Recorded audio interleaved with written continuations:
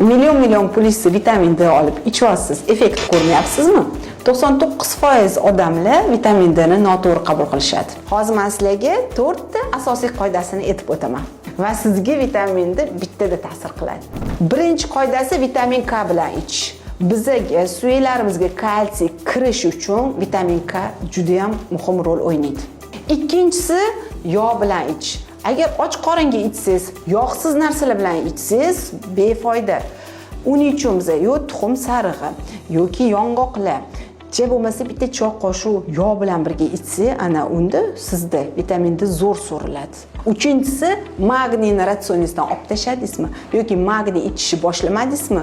Mana bu ham sizga bitta sabab. Magniy vitamin D ni jigarda va pochkada metabolizmni yaxshilaydi.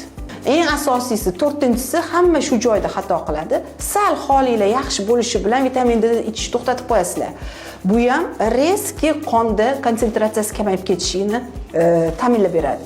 Shuning uchun vitamin D ni kamida 3 oy qabul qilasizlar. Qonda 70-100 o'rtasida ushlab turishinglarni tavsiya qilaman. Vitamin D ni kunlik dozasini opisaniyada yozib qoldiraman.